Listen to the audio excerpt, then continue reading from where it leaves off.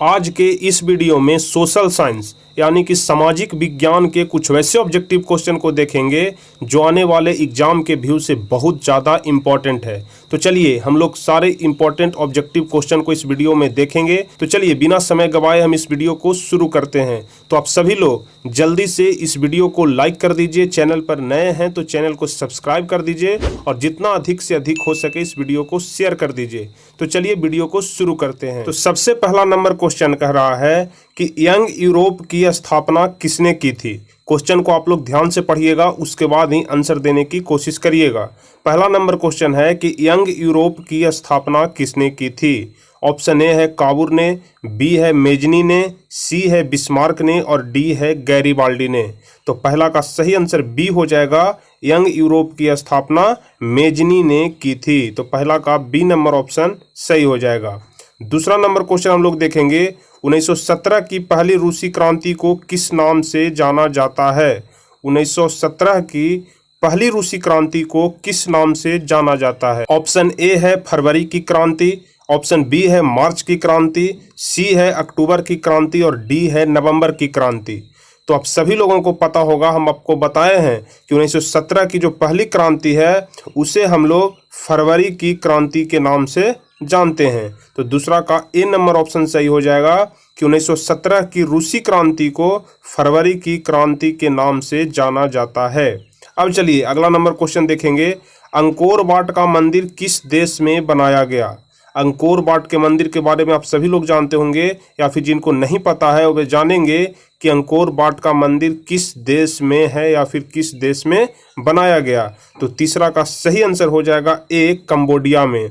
Angkor Wat का मंदिर कहाँ में है, तो कंबोडिया में है। तो तीसरा का ए नंबर ऑप्शन सही हो जाएगा। अब चौथा नंबर क्वेश्चन की तरफ हम लोग बढ़ेंगे, हिंद स्वराज पुस्तक किनके द्वारा लिखी गई।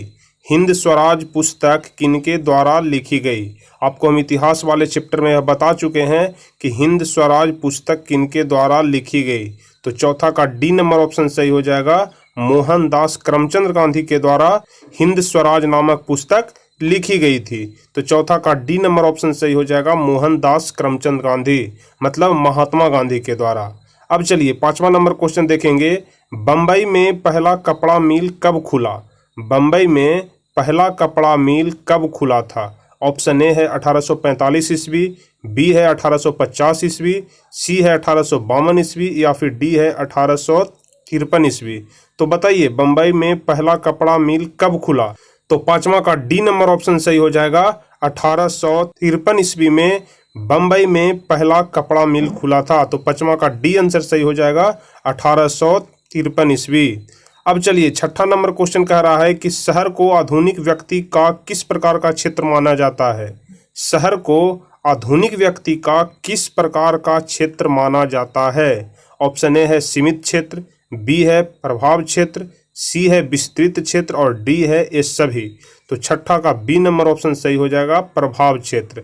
शहर को आधुनिक व्यक्ति का प्रभाव क्षेत्र माना जाता है। तो छठा का बी नंबर ऑप्शन सही हो जाएगा। अब चलेंगे हम लोग सातवां नंबर क्वेश्चन की तरफ, और सातवें नंबर क्वेश्चन से पहले हम आपको बता दें कि आप जितने सारे भी ऑब्जेक्टिव क्वेश्चन हम आपको कराते हैं सभी ऑब्जेक्टिव क्वेश्चन को आप याद कर लीजिएगा, ताकि इस बार के एग्जाम में ऑब्जेक्टिव क्वेश्चन ही महत्वपूर्ण होने वाला है। यदि आपकी ऑब्जेक्टिव क्वेश्चन पर पकड़ अच्छी रहेगी तो आप एग्जाम में अच्छे मार्क्स ला पाएंगे। अगर अपना स्कोर ऊपर ले जाना है तो आपको ऑब्जेक्टिव क्वेश्चन पर पकड़ बनाना पड़ेगा, क्योंकि ऑब्जेक्टिव और सब्जेक्टिव दोनों 50-50 रहता है, लेकिन इस बार संभावना है कि ऑब्जेक्टिव क्वेश्चन बढ़ाया जाए। अब चलिए आठवें नंबर क्वेश्चन की तरफ हम लोग चलेंगे, बर्नाक्यूलर प्रेस एक्ट किस गवर्नर जनरल के समय पारित किया गया। ध्यान रखिएगा, बर्नाक्यूलर प्रेस एक्ट वह कौन सा गवर्नर जनरल था जिसके समय में पारित किया गया। ऑप्शन ए है वारेन हेस्टिंग्स, बी है लॉर्ड डलहौजी, सी है लॉर्ड लीटन और डी है लॉर्ड रिपन। तो आठवां का सही आंसर सी हो जाएगा कि बर्नाक्यूलर प्रेस एक्ट लॉर्ड लीटन के समय में पारित किया गया था। तो 8 का सी नंबर ऑप्शन सही हो जाएगा। अब चलिए 9वां नंबर क्वेश्चन हम लोग देखेंगे, भारत में 2001 में कितने प्रतिशत भौगोलिक क्षेत्र में वन का विस्तार था। भारत में 2001 में कितने प्रतिशत भौगोलिक क्षेत्र में वन का विस्तार था। तो 9वां का ए ऑप्शन है 25, बी है 19.27, सी है 20 और डी है 20.60। तो बताइए 9वां का सही आंसर कौन सा होगा कि भारत में 2001 में कितने प्रतिशत भौगोलिक क्षेत्र में वन का विस्तार था। तो 9वां का बी नंबर ऑप्शन सही हो जाएगा। 19.27% क्षेत्र में वन था 2001 के अनुसार, ध्यान रखिएगा। अब चलिए 10वां नंबर क्वेश्चन कह रहा है कि भारतीय कृषि का राष्ट्रीय उत्पाद में कितना योगदान है। भारतीय कृषि का राष्ट्रीय उत्पाद में कितना योगदान है। 10% है कि 22% है कि 35% है कि 41% है। तो आप सभी लोग ध्यान रखिएगा कि भारतीय कृषि का राष्ट्रीय उत्पाद में 22% योगदान है। 10 का बी नंबर ऑप्शन सही हो जाएगा। 22% योगदान है भारतीय कृषि का कुल राष्ट्रीय उत्पाद में। अब चलिए 11 नंबर क्वेश्चन हम लोग देखेंगे। प्रति व्यक्ति प्रति वर्ष जल उपलब्धता की दृष्टि से भारत का विश्व में कौन सा स्थान है।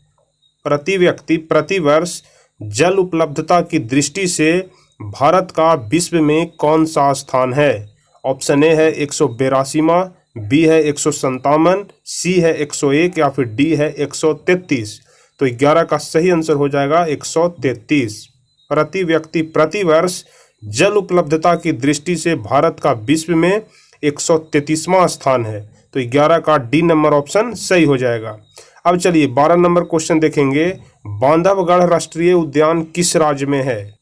इंपॉर्टेंट क्वेश्चन है कि बांधवगढ़ राष्ट्रीय उद्यान किस राज्य में है। ऑप्शन ए है मध्य प्रदेश, बी है छत्तीसगढ़, सी है उत्तराखंड और डी है कर्नाटक।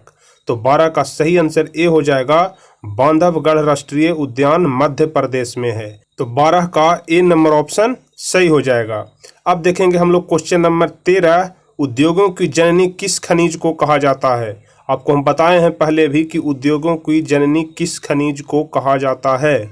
ऑप्शन ए है लोहा, बी है मैग्नीज, सी है अभ्रक और डी है तांबा।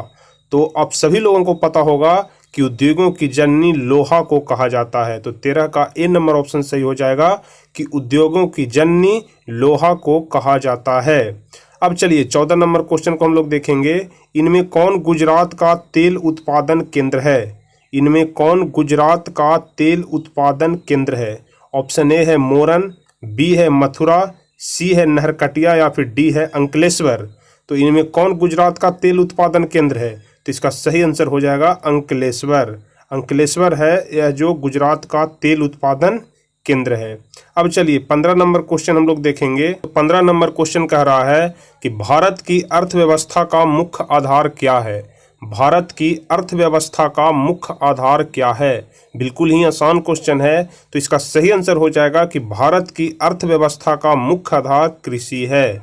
15 का ए नंबर ऑप्शन सही हो जाएगा, क्योंकि अब सभी लोगों को पता होगा कि भारत एक कृषि प्रधान देश है, इसलिए भारत की अर्थव्यवस्था का मुख्य आधार कृषि ही हो जाएगा। 15 का ए नंबर ऑप्शन सही हो जाएगा।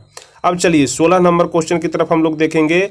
जूट उद्योग के सबसे अधिक कारखाने कहाँ मिलते हैं। जूट उद्योग के सबसे अधिक कारखाने कहाँ मिलते हैं। ए नंबर ऑप्शन है ब्रह्मपुत्र तट पर, बी है कोसी तट पर, सी है हुगली तट पर या फिर डी है महानदी तट पर। तो 16 का सही आंसर हो जाएगा हुगली तट पर। जूट उद्योग के सबसे अधिक कारखाने जो हैं वह हुगली तट पर मिलते हैं। तो 16 का सी नंबर ऑप्शन सही हो जाएगा। अब चलिए 17 नंबर क्वेश्चन को हम लोग देखेंगे। हिमसागर एक्सप्रेस कहाँ से कहाँ तक जाती है। ध्यान रखिएगा, हिमसागर एक्सप्रेस कहाँ से कहाँ तक जाती है। ऑप्शन ए है जम्मू से हावड़ा तक, बी है जम्मू से मुंबई तक, सी है जम्मू से कन्याकुमारी तक या फिर डी है जम्मू से कांडला तक। तो 17 का सही आंसर हो जाएगा कि हिमसागर एक्सप्रेस जम्मू से कन्याकुमारी तक जाती है। 17 का सी नंबर ऑप्शन सही हो जाएगा। अब हम लोग देखेंगे 18 नंबर क्वेश्चन को कि बिहार की कितनी भूमि कृषि के अंतर्गत आती है। बिहार की कितनी भूमि कृषि के अंतर्गत आती है। कहने का मतलब कि कितने प्रतिशत जमीन पर कृषि किया जाता है, खेती किया जाता है। तो ऑप्शन ए है आधी भूमि पर, बी है 3/4 पर, सी है 1/4 या फिर डी है 100%। तो 18 का सही आंसर हो जाएगा 3/4 भूमि पर। बिहार की कुल भूमि के 3/4 भूमि पर खेती किया जाता है बिहार में, ध्यान रखिएगा। 19वां नंबर क्वेश्चन हम लोग देखेंगे। महात्मा गांधी ने किस पत्र का संपादन किया? तो हम लोग इस क्वेश्चन को ऊपर में भी देख चुके हैं कि महात्मा गांधी ने किस पत्र का संपादन किया। तो 19 का सही आंसर हो जाएगा यंग इंडिया का। यंग इंडिया नामक पुस्तक की रचना कौन किए थे? तो महात्मा गांधी। तो 19 का बी नंबर ऑप्शन सही हो जाएगा कि महात्मा गांधी ने यंग इंडिया नामक पत्र का संपादन किया। अब चलिए 20 नंबर क्वेश्चन है कि भारत में कहाँ औरतों के लिए आरक्षण की व्यवस्था है? भारत में कहाँ औरतों के लिए आरक्षण की व्यवस्था है? ए नंबर ऑप्शन है लोकसभा, बी है विधानसभा, सी है मंत्रिमंडल या फिर डी है पंचायती राज्य संस्थाएं। तो 20वां का सही आंसर कौन सा हो जाएगा? तो 20 का सही आंसर होगा पंचायती राज्य संस्थाएं। भारत में औरतों के लिए सिर्फ पंचायती राज्य संस्थाएं में ही आरक्षण की व्यवस्था है। तो 20 का डी नंबर ऑप्शन सही हो जाएगा। चलिए 21 नंबर क्वेश्चन की तरफ हम लोग चलेंगे। निम्नलिखित राजनीतिक दल का एक प्रमुख हिस्सा कौन नहीं है? निम्नलिखित ऑप्शन में से कौन है जो राजनीतिक दल का एक प्रमुख हिस्सा नहीं है? ऑप्शन ए है नेता, बी है सक्रिय सदस्य, सी है अनुयायी और डी है चुनाव आयोग। तो आप सभी लोगों को पता होगा कि चुनाव आयोग खुद चुनाव करवाता है, इसलिए यह राजनीतिक दल का हिस्सा नहीं हो सकता है। इसलिए 21 का डी नंबर ऑप्शन सही हो जाएगा कि चुनाव आयोग राजनीतिक दल का एक प्रमुख हिस्सा नहीं हो सकता है। अब चलिए 22 नंबर क्वेश्चन को हम लोग देखेंगे। भारतीय संविधान में अधिकारों की सूचियां कितनी है? भारतीय संविधान में अधिकारों की कुल कितनी सूचियां हैं? 22 का ए नंबर ऑप्शन है 2, बी नंबर ऑप्शन है 3, सी नंबर ऑप्शन है 4 और डी नंबर ऑप्शन है 5। तो भारतीय संविधान में कुल 3 अधिकारों की सूचियां हैं। 22 का बी नंबर ऑप्शन सही हो जाएगा। ध्यान रखिएगा कि भारतीय संविधान में अधिकारों की कुल सूचियां 3 है। 22 का बी नंबर ऑप्शन सही हो जाएगा। अब अगला नंबर क्वेश्चन देखेंगे कि 14वीं लोकसभा में महिलाओं की भागीदारी कितनी रही? 14वीं लोकसभा में महिलाओं की भागीदारी कितनी रही? ऑप्शन ए है 6.51%, बी है 15%, सी है 11.06% और डी है 10%। तो 23 का सही आंसर हो जाएगा 6.51%। 14वीं लोकसभा में महिलाओं की भागीदारी 6.51% रही। तो 23 का ए नंबर ऑप्शन सही हो जाएगा। अब चलेंगे हम लोग 24 नंबर क्वेश्चन की तरफ कि भारतीय में किस तरह के लोकतंत्र की व्यवस्था की गई है? भारत में किस तरह के लोकतंत्र की व्यवस्था की गई है? ऑप्शन ए है प्रत्यक्ष लोकतंत्र, बी है अप्रत्यक्ष लोकतंत्र, सी है प्रत्यक्ष और अप्रत्यक्ष दोनों और डी है इनमें से कोई नहीं। तो आप सभी लोग जानते होंगे कि भारत में अप्रत्यक्ष लोकतंत्र की व्यवस्था की गई है। 24 का बी नंबर ऑप्शन सही हो जाएगा। अब चलिए 25वां नंबर क्वेश्चन की तरफ हम लोग बढ़ेंगे कि 15वीं लोकसभा चुनाव कब हुआ था? 15वीं लोकसभा चुनाव कब हुआ था? 25 का ए नंबर ऑप्शन है 2006, बी है 2007, सी है 2008 और डी है 2009। तो 25 का सही आंसर हो जाएगा 2009। 15वीं लोकसभा चुनाव 2009 ईस्वी में हुआ था। तो 25 का डी नंबर ऑप्शन सही हो जाएगा। तो इसी के साथ आपके सारे क्वेश्चन यहाँ पर समाप्त हो गए। तो हम आशा करते हैं आपको यह वीडियो पसंद आया होगा। अगर वीडियो पसंद आया हो तो वीडियो को एक लाइक जरूर करें। चैनल पर नए हैं तो चैनल को सब्सक्राइब करके बेल आइकन दबा दें और जितना अधिक से अधिक हो सके इस वीडियो को शेयर करें। तो चलिए फिर मिलते हैं हम आपसे अगले वीडियो में। तब तक के लिए जय हिंद, धन्यवाद।